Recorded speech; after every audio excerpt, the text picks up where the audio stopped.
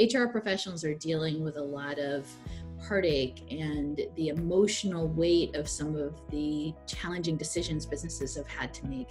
In a situation like now, you have a chance to, when faced with an obstacle, develop a bunch of policies and go the tactical route, or do what you need to do and focus on the people. And I talk often about people over policies, and certainly policies have a place and are important, but the focus needs to be on your people. Everything needs to be on your people, whether it be focusing on technology, focusing on their well-being. Your people are why you got into HR, and your people should be why you stay in HR. And there's nothing more important than the people to your company. We have the pleasure of welcoming Tracie Sponenberg today to our interview series. I'm Vanessa Rose from the peopleHum team. Let's begin with just a quick introduction of peopleHum. peopleHum is an end-to-end, one-view, integrated human capital management automation platform, the winner of the 2019 Global Cody Award for HCM, that is specifically built for crafted employee experiences and the future of work. We run the peopleHum blog and the video channel, which receives upwards of 200,000 visitors a year and publish around 2 interviews with well-known names globally every month. And now for our guest, Tracie is the Chief People Officer at the Knight Group. She specializes in strategy. She's the co-founder of Disrupt HR and HR Reboot. Also a very well-renowned speaker on technology, leadership, branding, and all things HR. We're extremely happy and honored to have someone at first here on our interview series. Welcome, Tracie. We are thrilled to have you. Thank you for having me, Vanessa. I appreciate it. So the first question I have for you, Tracie, is could you tell us a little bit about your journey so far? You've had quite a career in HR.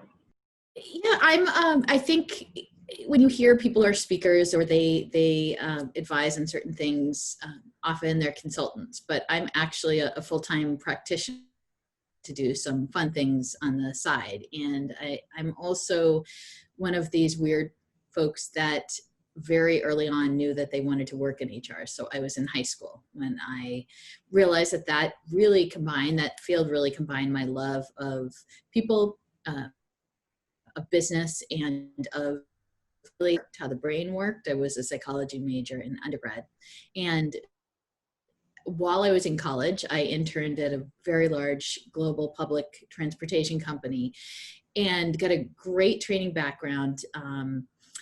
But I realized that my home was really in smaller places. So I've built my career for the last 20 plus years in smaller to mid-sized businesses, mostly mid-sized businesses, where I found that I could really have the most impact of business and that I could really do my best work. It's nice how you realized you wanted to do HR right from the beginning. I did, and it looked very different back then. And I was very tactical early in my career, very, very much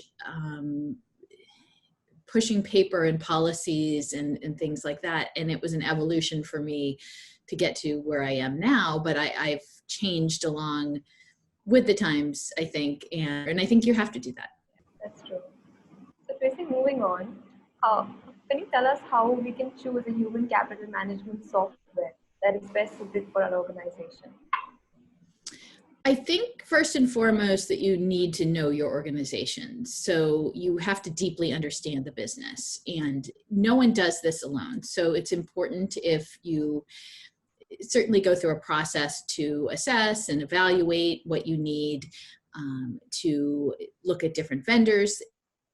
And we could talk probably for days on that entire process, but I'll just make it simple with a few things. So you don't want to go it alone. So certainly as you're going through the process, you want to get different stakeholders involved, IT, finance, and most importantly, end users. So people who are going to be using that technology every day. And the last time we went through this, we had a group that got together at several times to look at different products and providers, and they would find out things that I wouldn't. So I may think that we need X, Y, or Z, but I'm not using that particular product. I may not be using a time recording function, or I may not be using a learning function. Well, hopefully I'm using a learning. I may not do that. Our IT team may not do that. So it's important to really crowdsource that. And not every system is right for every organization. And I think us being in a smaller kind of field, we're a smaller mid-sized business where we've got about 600 people, a lot of enterprise level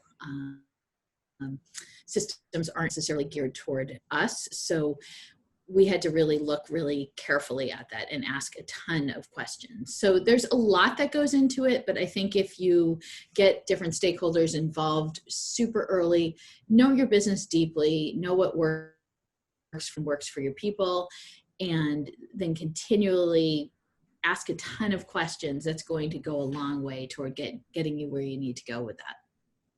So it all comes down to what you want out of it in the end. Different for everyone. It's different for every single company. I talk about this a lot. There's no that works for every single company in the world. It's very unique. So each individual is unique. Each company is unique. Each part of their needs are very, very unique. Tracie, now while talking about employee engagement, how do you think we can leverage technology for maximum outcome?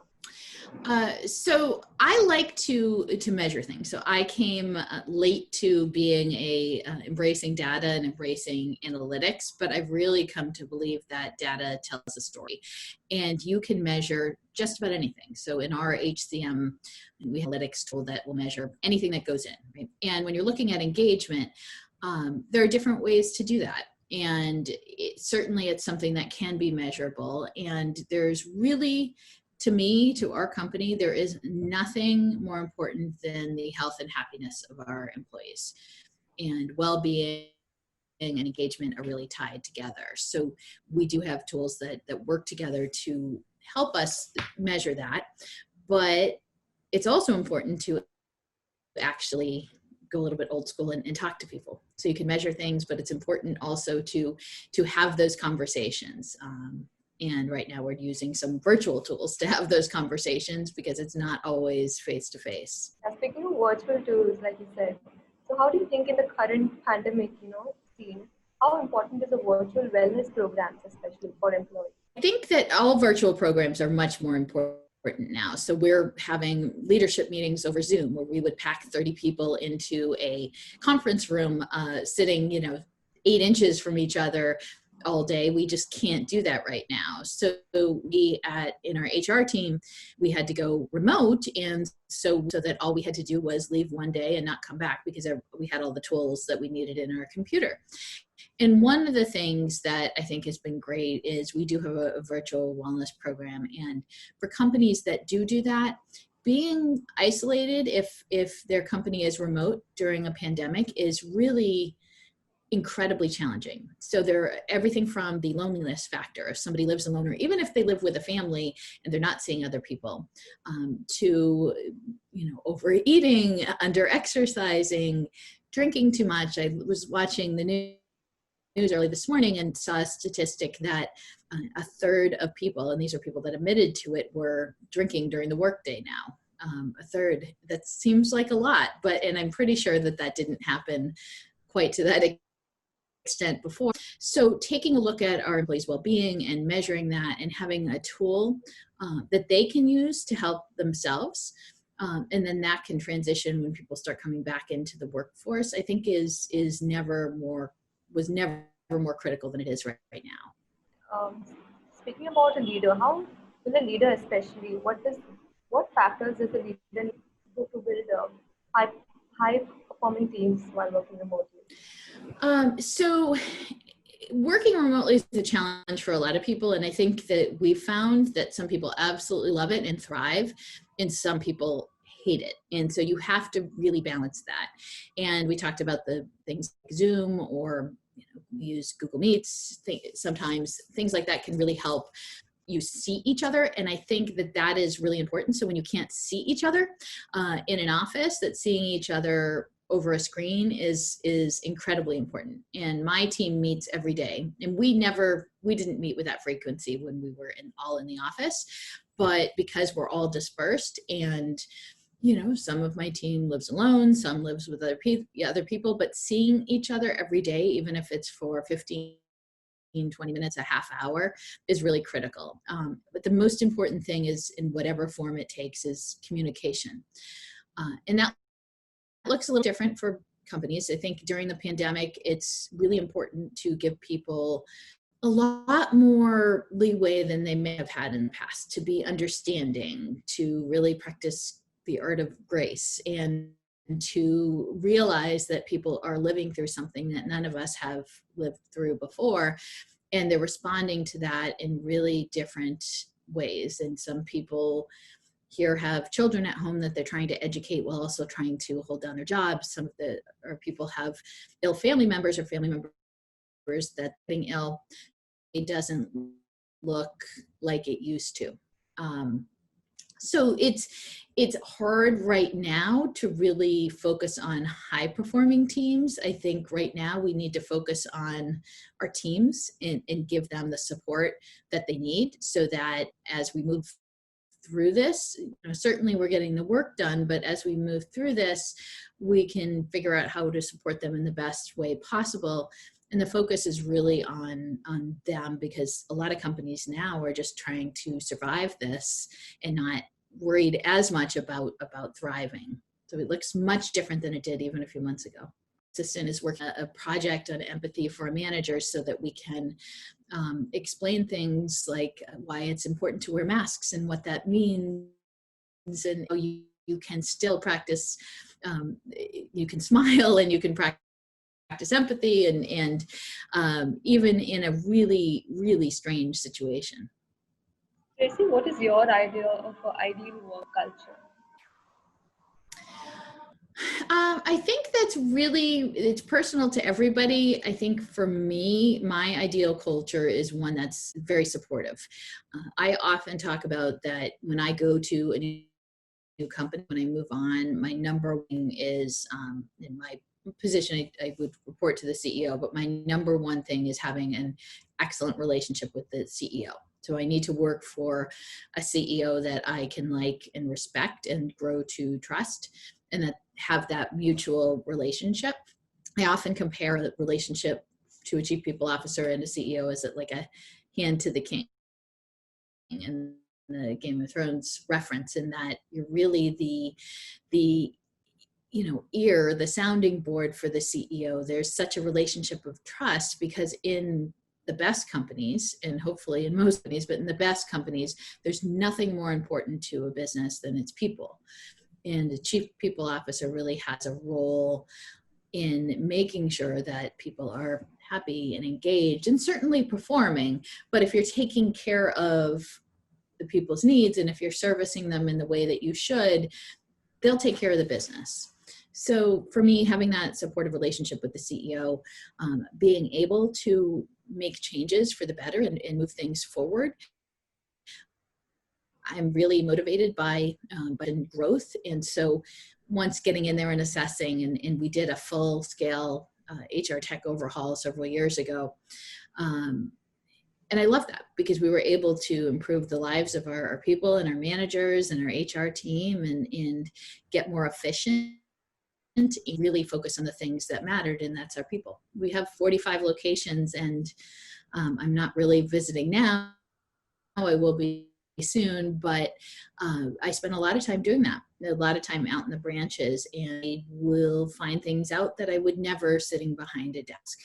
And I couldn't do that if we hadn't really focused on technology. Tracie, do you have any last sound bites you'd like to leave our audience with? I think that,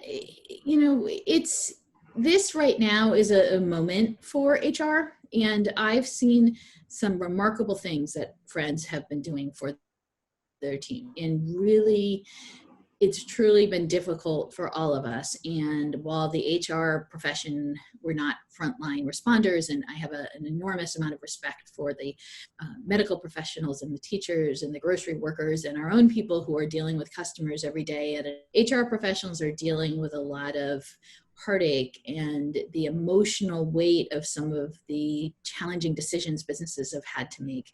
So then it's been a time, and I think you have a chance to either go this way or that way. So as a professional, especially during a situation like now, you have a chance to, when faced with an obstacle, develop a bunch of policies and go the tactical route, or do what you need to do and focus on the people. And I talk often about people over policies, and certainly policies have a place and are important, but the focus needs to be on your people. Everything needs to be on your people, whether it be focusing on technology, focusing on their well-being. Your people are why you got into HR, and your people should be why you stay in HR. And there's nothing more important than the people to your company. Really great advice, Tracie. Yeah. In the end, Absolutely. it was really nice talking to you, Tracie. Thank you so much for that. I had a Me too. Thanks for having me.